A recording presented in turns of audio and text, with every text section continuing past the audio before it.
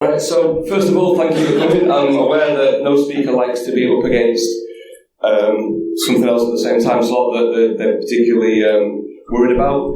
I'm up against lunch. You guys have come here rather than eat. Trust me, it's not going to be that good. I'd be downstairs if I hadn't promised to do this. That's why I already ate. Yeah, okay, you're all more organised than me. Little note on the bottom there about no audio recording.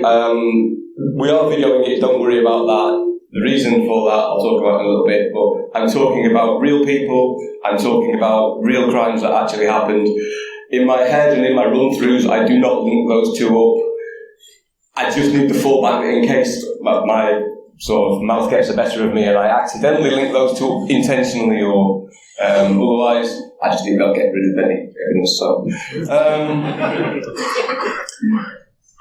So this talk's been sort of festering away with me for quite a while now. I've been thinking about trying to do it. It actually started with this man here back at DEFCON 18. For those of you who don't know, this is Jason Scott. Jason Scott is essentially a computer culture historian, possibly. He does a lot with archive.org. He's done a lot to document gaming history, hacker history, computer history in general. He's got an awful lot of online. If you've ever, a lot of the archive.org stuff is down to him. He's an absolute legend and a hero of mine. At DEFCON 18, he did a talk called "You're Stealing It Wrong," which was partly about the underground American BBS scene, particularly Wes in his case, but that whole movement. And I was sat there watching, thinking, "This is great. This is brilliant. I'm loving this." But the UK was actually kind of different. I really want to actually tell the UK story from that. I've also realised that this stuff is like 30 years old now, so you're not going to get sort of 0 days from me, like 10,000 days, but it's... a lot of this stuff isn't written down anywhere, and we've got a new generation of hackers coming through that don't understand the origins, that don't understand where a lot of this came from, don't understand some of the struggles we had, because they don't make sense in the modern context. So I wanted to cover that a little bit. And also, I much like this, I want a lot of this stuff to be recorded and not a lot of it there. So this all started, for me, from the research point of view, with these floppy disks. Jason himself spends a lot of time, if you follow his Twitter feed, scanning and recording floppy disks and of all shapes and sizes. These are particularly interesting because these are actually taken freshly out, but they're taken out of my loft, and they're actually going to cover some of the things that I want to talk about today. So, freaking, boxing, cracks, skyjacking, hacking, and a whole bunch of BBS stuff. I would have loved to have done something about the content that's actually on these disks, but unfortunately they're PGP encrypted. The key for that is on a SCSI 1 disk in a proprietary Acorn Archimedes format. 30 years ago, PGP was an awesome new tool that at some point they were going to make everybody, somehow make it usable by everyone, so that one though. Key management. I had no idea about key management. So, hopefully not that SCSI 1 disk has got the key for it. But anyway, it serves as a nice reminder for the sort of stuff I want to talk about. Also, I thought that was kind of cute, that the virus-infected disk, I obviously kept it in a plastic case in case the virus leaks out or something.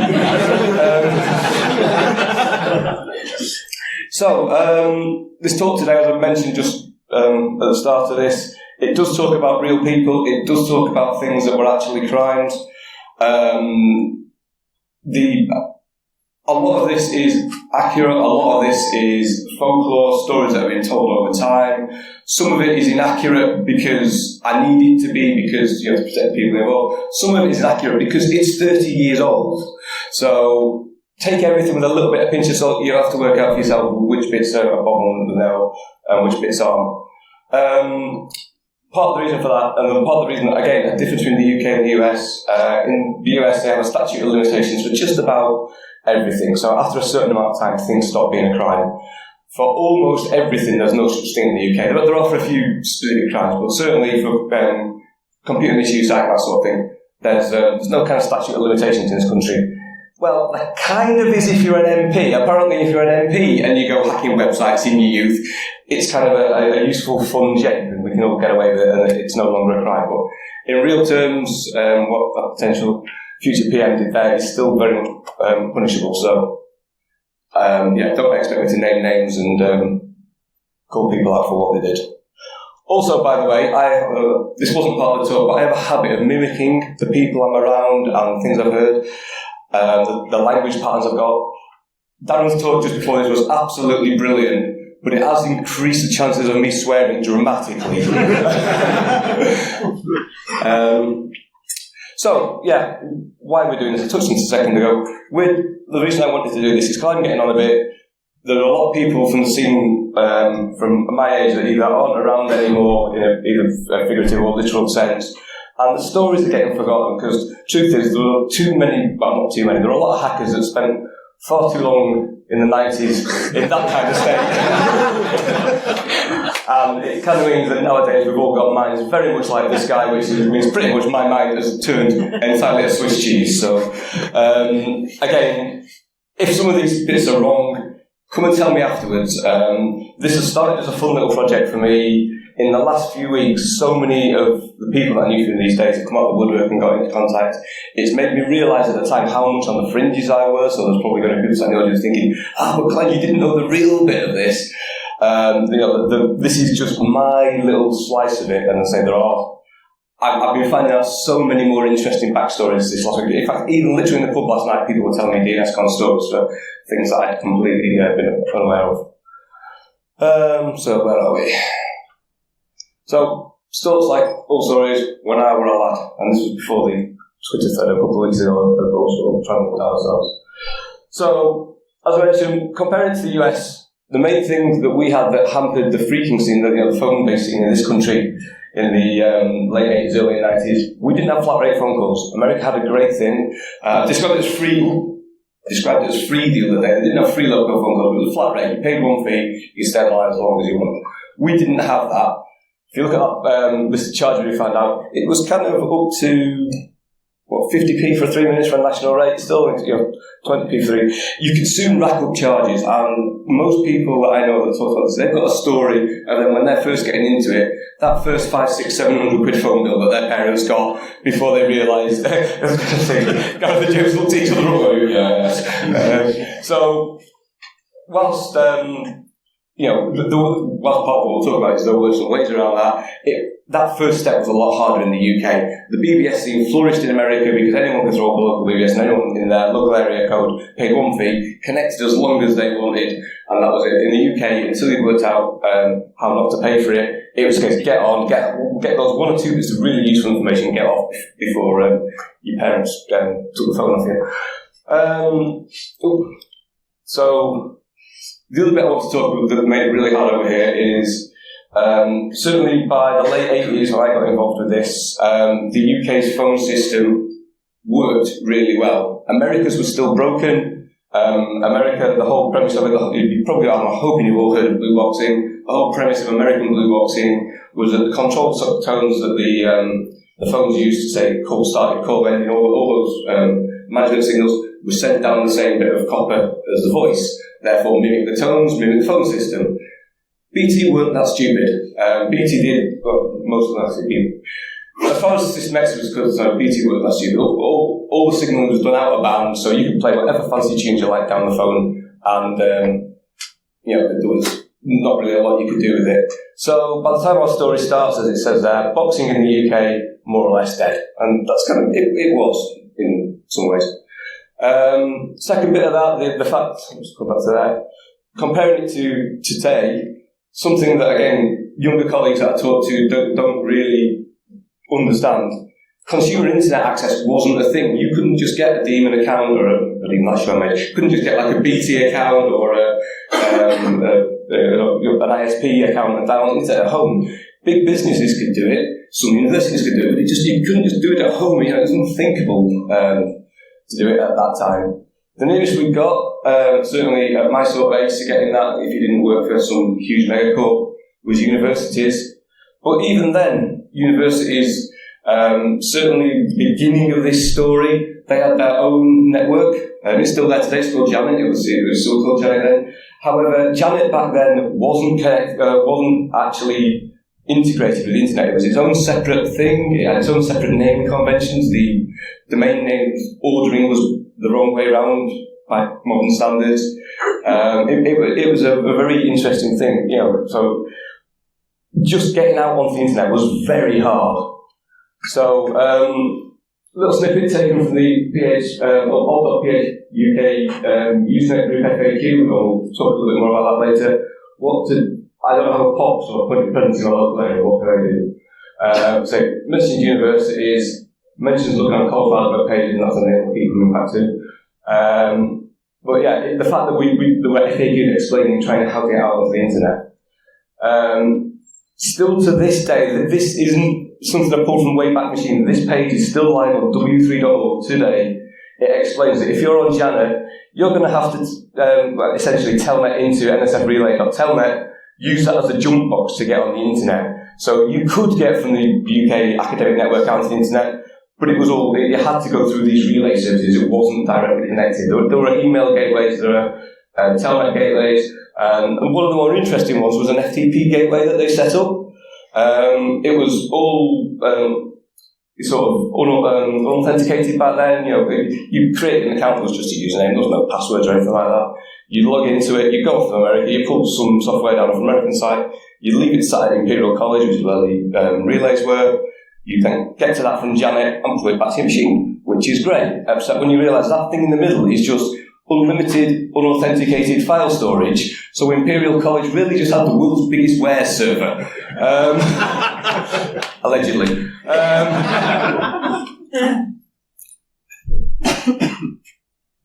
So, with us not being able to get on the internet, particularly, we did follow the Americans, and there was a bit of a BBS scene. If there wasn't, I wouldn't be here. This is kind of mainly what I want to do this talk around.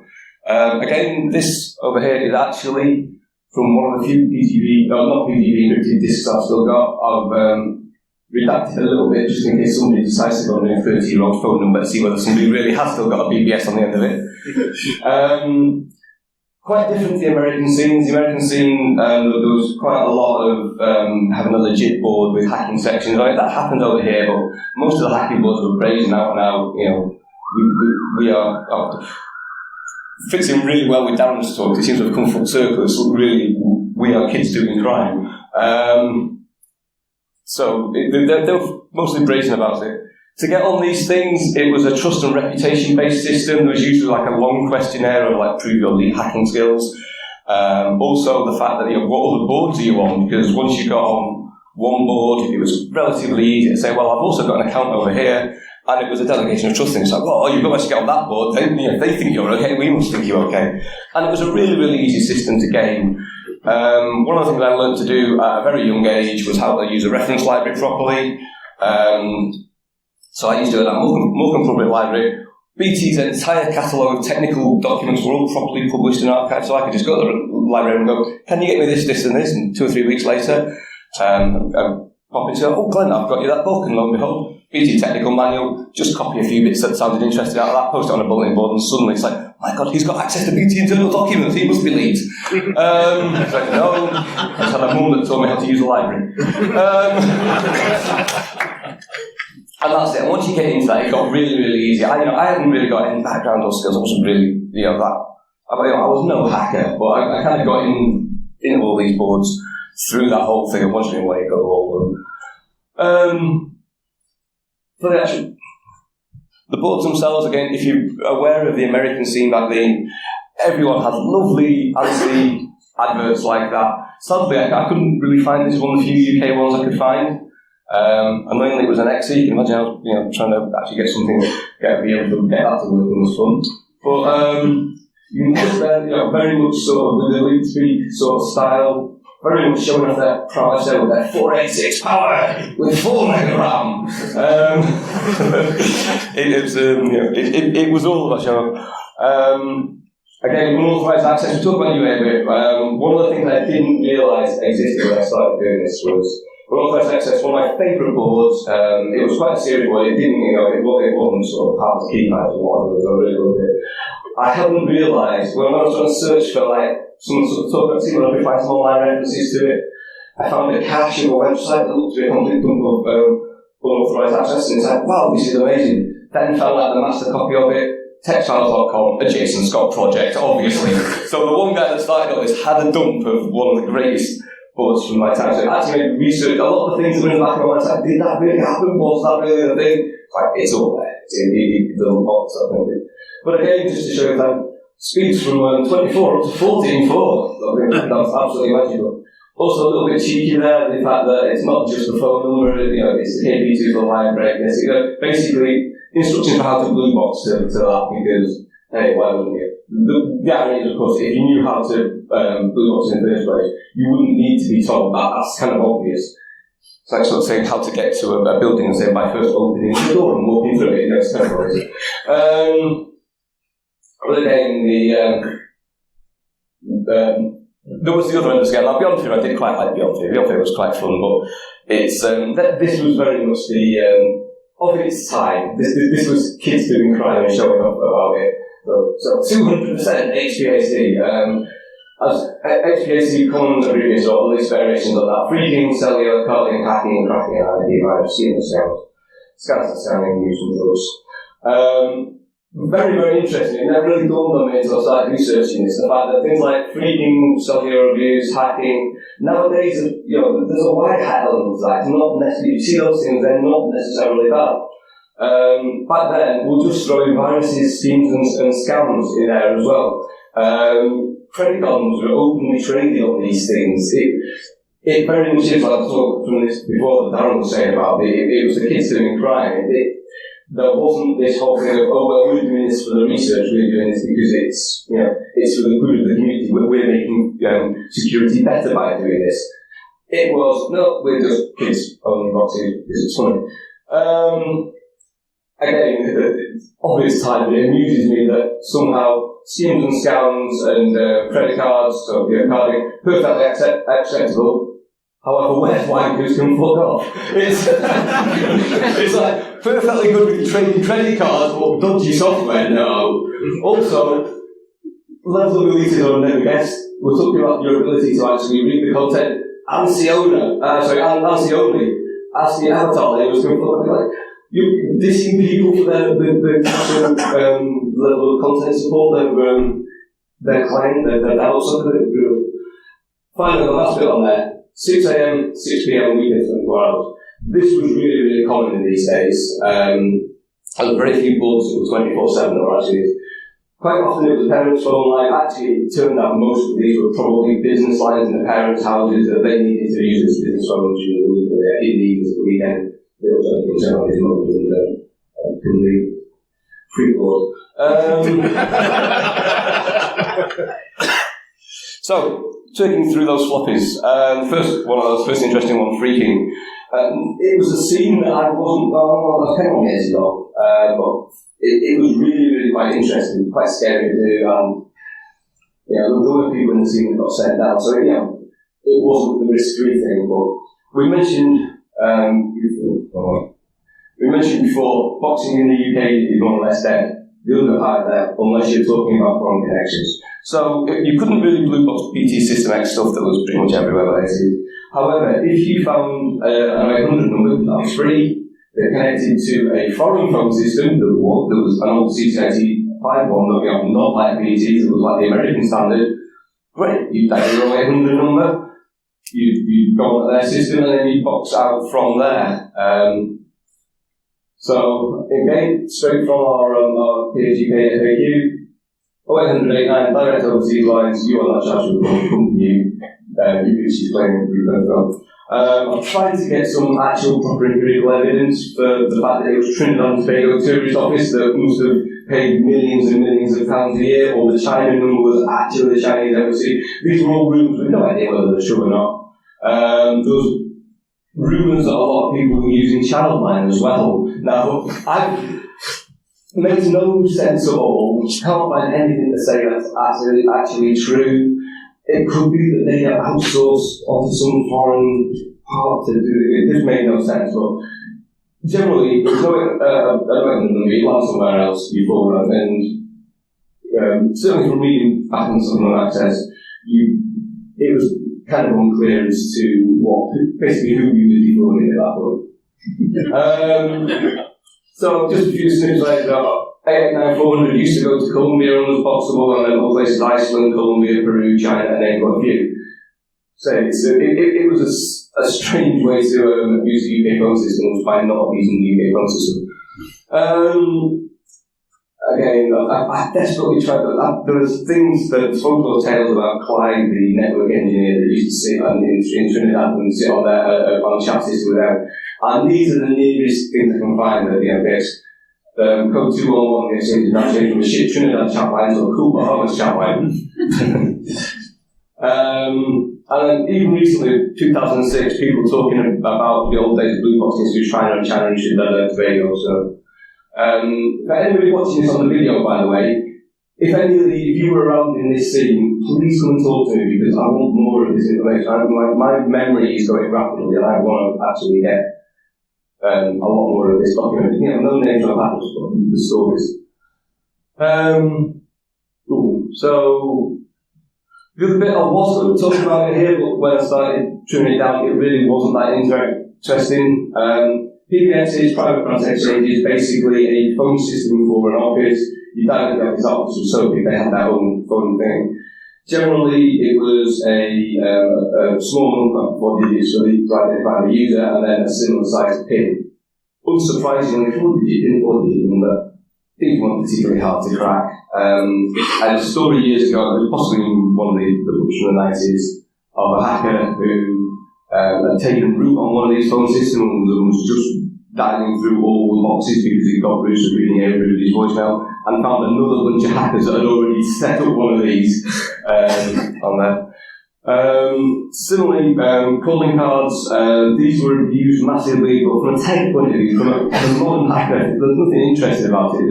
You could essentially do companies like BT buy essentially a prepaid phone card that you could use at phone boxes, or you could use it on somebody else's phone, so the charge went to either your company or your parents. Again, PIN protected, people used to find and steal and shred the pins. It happened a lot, it was part of this, but realistically, there's nothing really interesting to say. It's crime. People stole credit cards. Call jobs. Cellular. Look at nothing approval on the face. I know what that is. This is a legendary analog cell phone. There were lots of analog cell phones. They were big, they were clunky, they didn't have very much range, you didn't have to drive, didn't have mobile services to actually find somewhere that they worked. However, this one, I'm not teaching this or this one, but this model with the right software on it was legendary. The NEC-P3.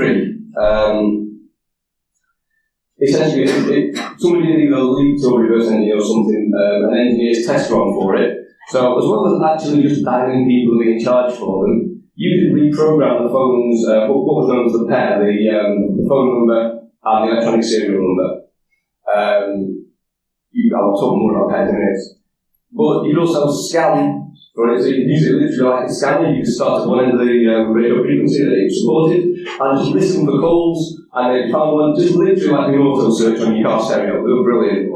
And then more importantly, once you've got one of those, you could break, which means that you could actually jump in the middle of that conversation, start a three-way conversation. That wasn't a feature that any of the phone companies provided. And phone hacking is obviously a big thing, but the very first wave of phone hacking was with the journalists got hold of these. These were sort of, it wasn't just the hackers that were playing these, they were relatively well known. So, obviously, you didn't want to do any of that with your own phone, that would be stupid. So, you need to reprogram the phone number and the electronic serial number with somebody else's. And they were known as pairs. And again, comes back to before, this was all brazen. Pairs were traded on boards. Nowadays, getting hold of those pairs, because they were just sent over the air from the phone in the clear, it would be sort of a few minutes work with an SDR to actually pull those out. Back in those days, SDR wasn't a thing. So generally, people were buying very, very expensive radio scanners and doing lots of clever electronics to do that. And certainly at my end of the spectrum, you never wanted to do that. You only got the money to plug 400 quid of the scanner apart just to see whether you might be able to turn it into a pair grabber. But pair grabbers did exist. The best pairs were always believed from mobile services, because from near airports, I should say. Because that way, that pair would probably work for a fortnight. Because if you've got somebody going out on holiday, they're not going to notice the bill. Some of the countermeasures, there was believed to be a selling countermeasure called Bandit that basically said, oh, you're in Telford now, and then we were in Glasgow 15 minutes ago, they killed the pair. Well, again, I couldn't find any definition that definitely happened, but it was a strong move at the time. Those countermeasures wouldn't kick in because the person who actually filmed it wasn't using it because they were on holiday in London, I think, back then. So, they were great fun. We did really want to demo this. My boss, who may well not be in the room, is a big SDR fan. We actually talked about whether we stand up an analog cell tower with a couple of P3s, but time got the better of us. And also, this thing seems to go on eBay without batteries, and we could have lost a shot, so it would have ended up a bit of a messy thing. But maybe another comment another day we'll do that. So I'm going to start crossing the streams a bit. When I was researching this, found a text file, and the text file was all the time. BBS wrote all about the information you got on the text files.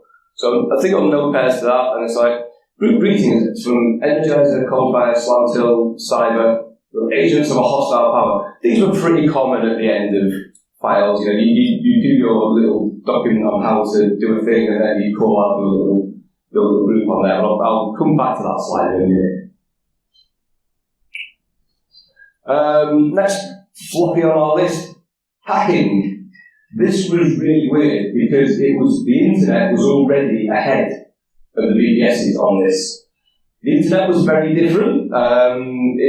Now we have a very sort of open disclosure policy. There's obviously lots of discussion about our disclosure policy, but it was far more closed in those days.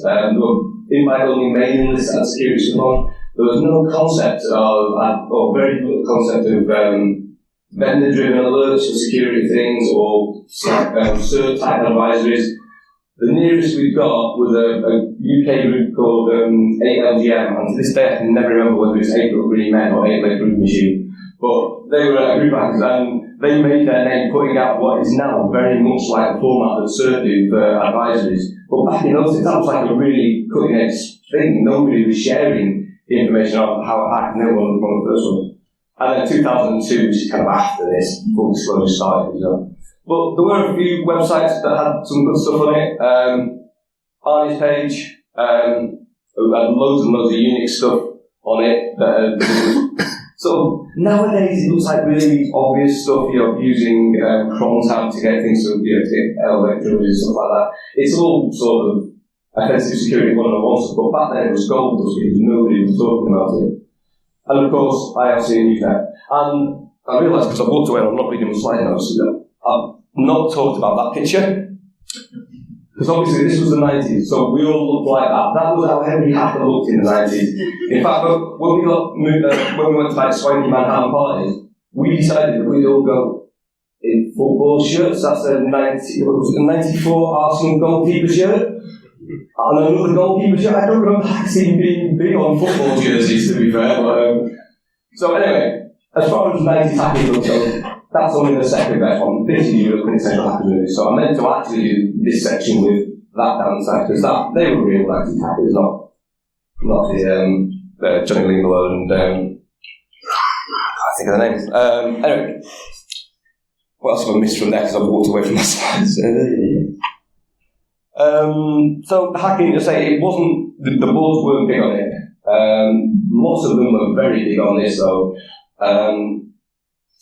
Cable TV and what we call skyjacking. Essentially, the American system had come over here. Companies like Cable Wireless and NTL, was it? The UK cable companies were using lots of the American systems, lots of the American kit, therefore lots of the American hacks worked. So a lot of hacks weren't really hacks. A lot of content came through completely unencrypted, just outside the range that a normal modern telly could show. The actual decoder boxes with a shift frequency. So if you've got a posh telly or a really old telly that allows you to do manual tuning, you can just plug the cable right in from the cable box straight into the telly, tune the tuner right down, and get a lot of the content in. That also used to work in hotels for years as well, because they used to have the same system for a long time. Hackle, I've seen at least one of the chaps from Hackle around today. They did some really, really interesting stuff. All sorts of this unique cable, TV and phone infrastructure because of this, basically they weren't found by BT there. They had a refusion cable vision system that was massively ahead of cable in the rest of the country, and tackled some really quite interesting stuff with that. But most of it was focused around PCIe code cards. And again, for the people that were in Darren's talk just before this, it's kind of, everything new is old, or everything old is new. It was very much the same sort of thing there, that the cracking of the cards, or the encryption for them, the tricks to reactivate them, all this sort of stuff, was going on very, very publicly. There were lots of websites that would quite happily sell you dodgy decoders, or what they call season cards to do to stick the right keys in, or to actually software decrypt by the end of this sort of stuff. And it was exactly the same thing, what Darren was saying happening now with the shared accounts. It was so very, very, very brazen that the guy selling it didn't really see anything wrong in selling dodgy decoder cards. However, I didn't want to go down the rabbit hole for that, but if that interests you, get hold of this book. 2/3 of it, from a hacker's point of view, is trash. It's about internal politics at PCIe and boardroom battles. However, there are 4 or 5 really good chapters on some of the tech behind it, some of the internal struggle that led to the tech being flawed, some of the guys that were actually breaking it. There are reasons for doing it. In a lot of cases, the guys that were doing breaking it weren't doing it for monetization. Certainly the name Seasons came from the guy that got it because he wanted to play Seasons 5 of Star Trek that he couldn't get in his country. It was all necessity driven, and then everybody piled spent money at the top of it. But yeah, search together was really good stuff. It was put on a major online lecture. I don't know why we got this thing of not mentioning Amazon anymore. So, comparing, that's kind of a bit about the tech, comparing time, not about schedule, good. Given that so much of my life now is around security comms and security needs and stuff like that, I do want to point out, these go all the way back to 1995 in this country. I went to the first Access All Areas conference in London. I actually managed to find my original program in the loft, complete with a new BBS number that I found down there, scroll over from it. That number doesn't work, but I did try it. Interesting knowing what I know now and where I got that from, and what the notes I made. I suspect that may have been a bit of a honeypot cell where I could computer crime unit, again, can't put any sort of step in, that's just guessing at the moment. But yeah, 95 through 97, Access All Areas in London. I don't know how many of these names mean anything to the people in the room, but to me there are some real biggies that they pulled in for this. Emmanuel Goldstein from 2600 and Robert Schifrin, who got caught. Robert Schifrin, who's now a serious journalist but got famous because he got caught hacking Prestel. Chris Groggins, who was Eric Bloodaxe, who edited Frack. Rock from Access All Areas, Alec and Phil that wrote Crack. I mean, this is a brilliant, absolutely, your big cons nowadays, those that will pay sort of mid-mix rate to get to Keynote, that sort of thing, they do not have lineups anywhere near as good as this. This was a great for its day. Talking about that, I keep saying about the fact that this is an ongoing research project. Paul Bedworth is the name that came up, so the Paul Bedworth story is really, really interesting, but one of my American brethren gave me some really interesting info about Paul. I don't think that means in the open. Nowadays, lots and lots of local hacker groups around here. The big brand that everybody uses is obviously the DC group from DEFCON. Obviously, we've got our own DC group here in Leeds. Check the DC group all over the country. In the late 90s, we had very much the same thing with 2600 meets.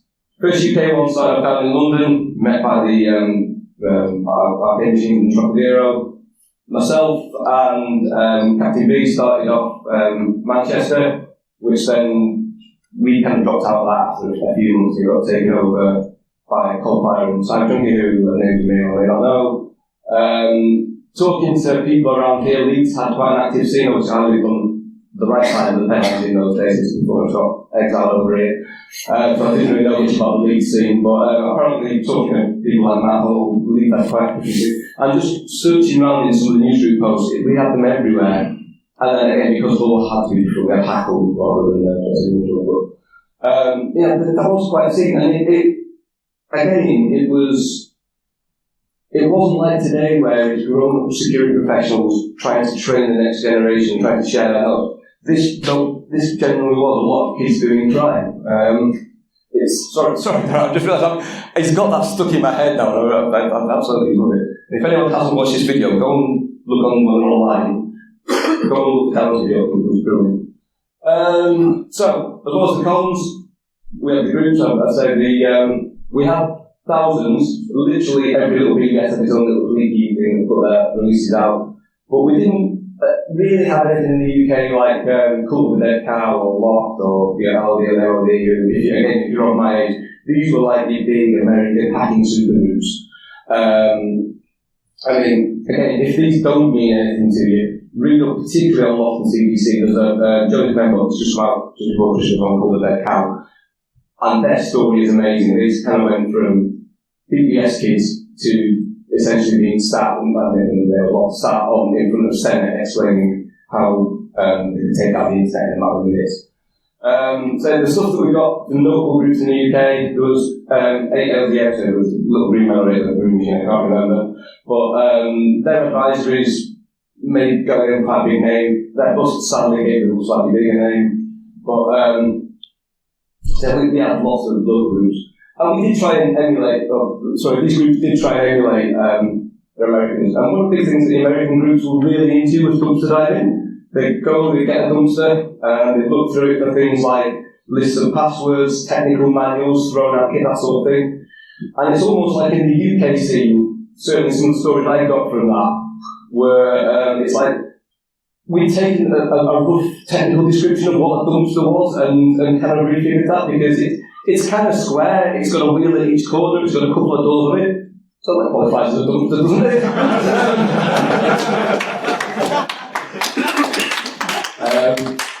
So again, apocryphal stories from people at the time. The thing that they really wanted to find in these dumpsters was one of these. BT test telephone. Also, I just found researching this and James Company. The internal short name for this was known as a book phone. Now, in modern parlance, if you know what a book phone is, these things are about that big. It's like you really don't want to use one of those book phones. But these were kind of what most people's aims were, because you click on the phone and do all sorts of cool test stuff. But one or two sort of slightly left field people, but what they actually wanted to find in that dumpster was one of those. I forgot the proper title. It's like a house. I was going to say whatever the proper title was, like a workman inspection tent cover. But yes, everybody knew them as a BT Wendy house, and that was kind of the trophy of choice, was to have your own BT Wendy house. I don't know why they don't use them anymore. I mean, I don't. They just let people down to get wet. I don't kind of know how they fix that problem with modern tech. So. There was one group that kind of stood to mind, and I nearly left all this section out because it's kind of it didn't really go anything, but it kind of, some of the research I've been doing, some of the conversation I've been listening to made me think that I do want to include this for one reason. So, I don't know how many of you are aware of Mark Rogers, head goon at DEF CON, been a very, very famous sort of part of our community.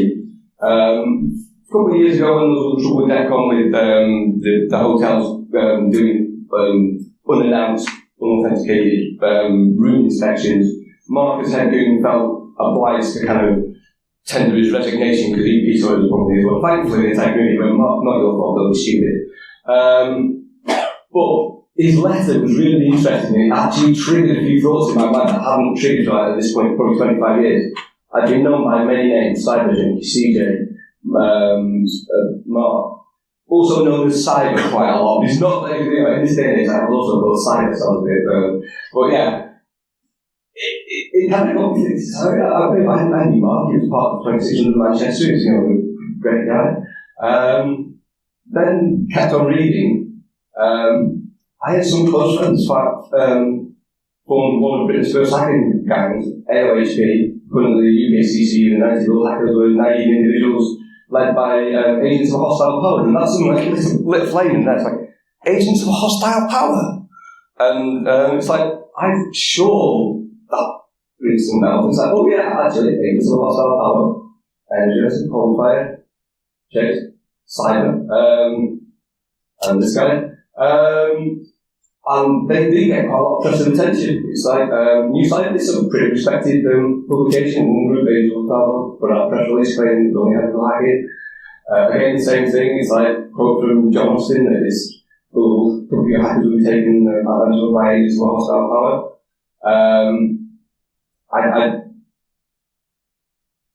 Slightly junky called I do apologise for using these pictures, but I found them. This is part of a documentary from the early 2000s called Hackers in Wonderland, and so these were two of the guys named in that, and they were quite phenomenal. Actually, this is a perfect kind of question. Hands up. First of all, hands up everyone over 30 in this room. So a fair chunk of you. Keep your hands up if you've heard the name Coldfire before. Right, dude, Coldfire. Almost every hand stayed up there. He doesn't think he's like a noteworthy part of computer history. He doesn't think that many people even really know who he is nowadays, and I knew it was wrong. So he is a very, very important part of UK hacker history, and scientific as well. Yeah, there were agents of hostile power that they grew up in Manchester 600. I've looked at all of the UK, and so they were one of the few actual notable groups. So, kind of where did it all go from here? Because obviously BBS is not around anymore, it stopped, it fell apart at some point. It kind of all went online. Usenet was already starting, Usenet had been a long thing for them, but as people got easier access to the internet, the boards started to drift away. Some got busted, some just slowed down due to lack of interest. But certainly a lot of the UK stuff filled around alt.phuk, that's all the freakers and hackers. It was a bit of a kiddie fest at some point, but there's some really good and interesting stuff on there. Alt 2600, which was a much more longer running thing, but from the American scene, and UK.Telecom. UK.Telecom was grown-ups, it was dry, serious engineers talking about the intricacies of the phone network. However, people talking about the intricacies of phone networks were really interesting, so a lot of the people from there certainly lurked on there. IRC, just again, once people started getting access, a lot of the chat from the boards ended up in IRC channels. The first few web pages, yet again, Coldfire's web pages, he had some of the best hacking information, certainly that came out of the UK online, had to change hosts a few times, BT chased him around, and it was really interesting. It didn't make it onto a slide, but one of the things I realised researching this that I didn't really think, we weren't really that bothered by law enforcement at the time. We were terrified of BT. Looking back, reading through all the unauthorised access dumps, it's like literally, it's all about BT. I mean, by the end, there's quite a lot of talk about computer crime unit and John. Again, the implication seemed to be they only cared if BT told them to care. It's really odd. I hacked all their loads and stuff. And I've talked before about AA got followed by DNSCon 1998 to 2006. There are a lot of people around, a lot of people in this audience here today who were part of that scene. I keep getting story after story after story from DNSCon, none of which are repeatable, even with my caveat at the beginning about not real people, not real stories. I want more, I want to find out what else that went on in those. We did have so anyway, DNSCon Blackpool, classiest place on earth, Southern Blackpool. The Norbrett Castle, which if anyone knows Blackpool, so you take the words of Blackpool, condense it into like a little small, well, actually quite a big hotel, and then don't decorate it since about 1968. That's the Norbrett. I went to a gaming convention there earlier this year, and it's not changed. It's still stuck in 1968. It's still horrible. Allegedly, because I don't know the Norbrett, so anyway. But yeah, to be honest, at the time, the scene, the people that were driving it fit their needs. It was cheap, it was cheerful, it was silly, it was led to some interesting discussions recently actually on just how much the scene is now much more aware and inclusive than we were back then, because we've got some horrible stuff that weren't really very nice people all the time.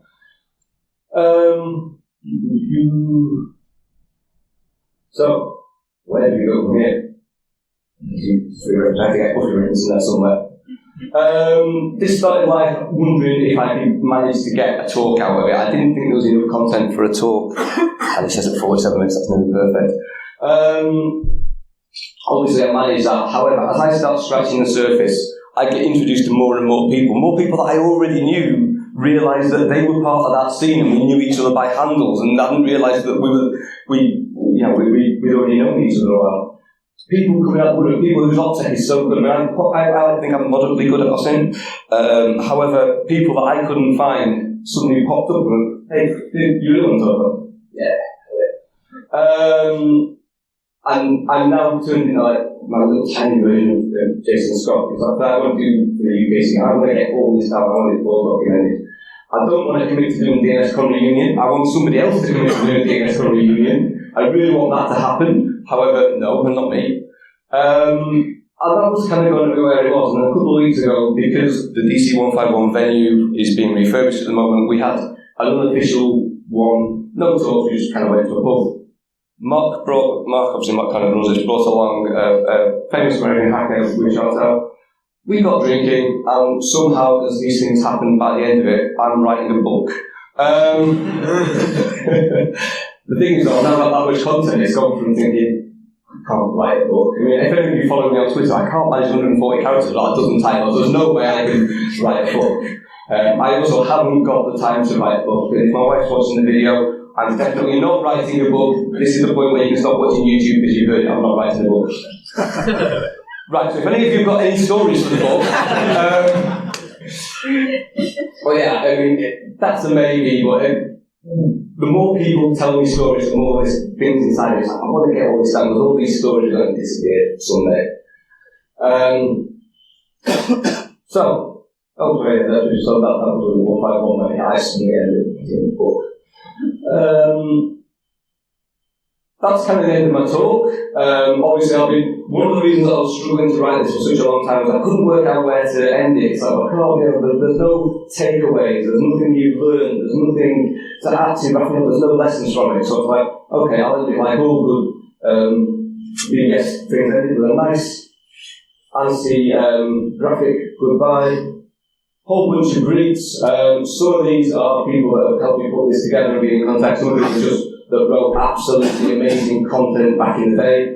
If you see your name or the name of somebody you think you might know in that list, or you think they might want to help me document this bit more, get them in touch, because these are all people who are absolutely amazing back in the day. My name is Pegden. I'm also Slanter, if you haven't worked that out from the slides as we went through there. I was just on the peripheries of this. I've now learned that in the last few weeks. However, that's sharing my little corner of it. And that's coming at 50 minutes, so you've either got 10 minutes of questions or you can all rush down and get food. Good, no hands food, right.